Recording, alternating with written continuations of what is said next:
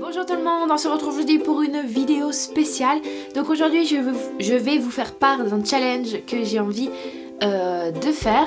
Donc j'avais dit que je ne ferais plus de challenge annuel et je reviens déjà avec un challenge annuel. Mais en fait ce qui est différent avec ce challenge, c'est que ce n'est pas un challenge de lecture, c'est un challenge d'achat.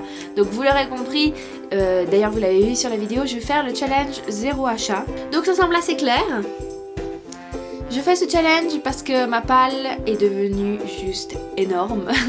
C'est impossible, enfin, ça reste encore raisonnable, hein. J'ai vu des gens qui avaient une palle bien pire, des gens avec 400 livres dans leur palle. Moi ça va, je crois que ça dépasse pas encore la centaine, j'espère.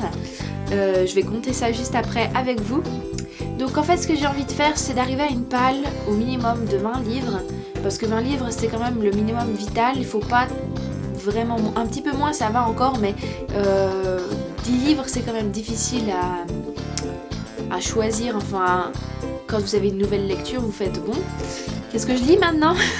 Donc je trouve que 20 livres ce serait le bon numéro, mais après si je peux encore descendre, pourquoi pas, parce que je sais que de toute façon je vais les reprendre ces livres, je vais de toute façon en acheter d'autres, etc. Donc pour l'instant je me suis fixé un minimum vital de 20 livres pour une année.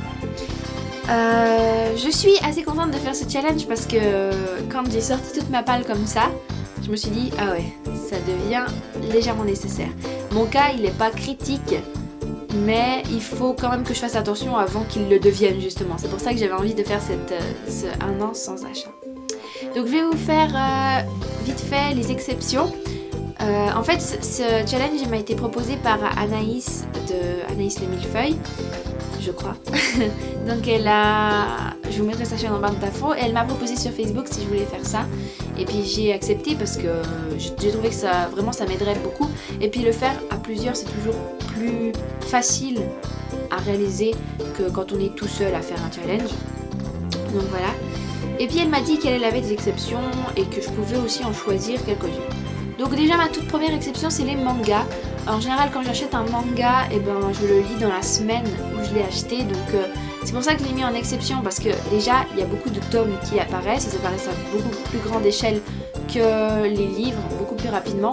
Comme j'ai pas mal de séries en cours, j'ai Switch Girl, j'ai Shirayuki, il y a Orange, et comme il y a déjà pas mal de livres, surtout pour Switch Girl et puis Shirayuki, et bien si je fais 1 an sans achat, je vais devoir acheter 3 milliards de mangas encore quand le challenge est fini. Donc je me suis dit les mangas je les compte pas, et comme de toute façon je me les procure et je les lis direct, et ben ça va rien changer pour ma palle. Bien sûr que le but de ce challenge c'est faire des économies, mais c'est surtout diminuer la palle, et puis voilà. Et puis de toute façon un manga ça coûte beaucoup moins cher qu'un livre en Suisse en tout cas. Et sinon j'avais encore une exception, oui, alors les cadeaux ça compte pas. De toute façon je ne reçois presque jamais de cadeaux livres de ma famille parce qu'on a tellement de choses à m'offrir à part les livres que je reçois presque jamais de livres à mon anniversaire.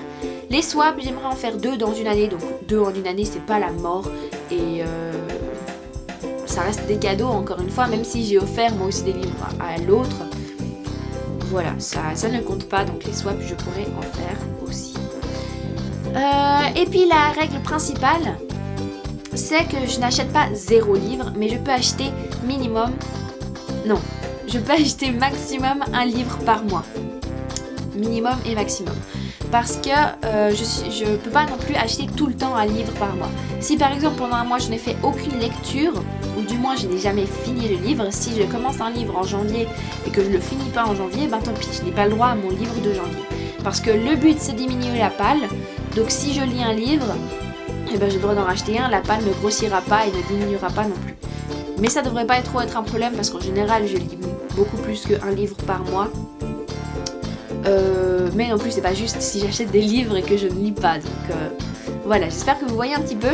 Comme ça vous voyez j'ai quand même des acquisitions, et puis comme je vous ai dit les mangas, les choses comme ça restera. Je pense quand même pouvoir faire au moins une acquisition tous les 2 mois, et sinon bah, tous les 3 mois quand j'ai assez de livres je vous fais une acquisition tout simplement. Voilà, donc j'espère que cette vidéo vous a plu. Je vous mettrai en barre d'infos aussi le lien pour le groupe Facebook si vous voulez participer. Vous pouvez mettre les exceptions dont vous avez envie. Moi j'avais pas envie de faire un zéro achat parce qu'avec toutes les sorties qu'il y a au fur et à mesure, j'ai tellement une grande wishlist que c'est pas possible. Bien sûr qu'il faut que je diminue ma palle, mais ma wishlist faut pas non plus qu'elle devienne insurmontable. Voilà, après, de toute façon en plus, si je me mets vraiment zéro achat en une année, une fois que le challenge est fini, je vais m'acheter 20 livres et voilà, ma palle est déjà à 40 livres et ça n'a servi à rien. Donc franchement, autant y aller mollo, comme ça j'ai pas l'impression de me restreindre trop. Puis d'un côté, ma palle va quand même diminuer. Et puis voilà. Donc j'espère que cette vidéo vous a plu, n'hésitez pas à mettre un pouce bleu si c'est le cas, n'hésitez pas à me dire si vous avez participé à ce challenge et quelles sont vos exceptions. En tout cas ça me ferait vraiment plaisir de participer à ça avec vous. Voilà, donc je vous souhaite de bonnes vacances, de bonnes lectures. Moi je vais commencer ce challenge le 1er septembre, donc j'espère que vous serez nombreux à me joindre et à joindre tous les autres qui vont y participer. En attendant, je vous dis à bientôt. Ciao!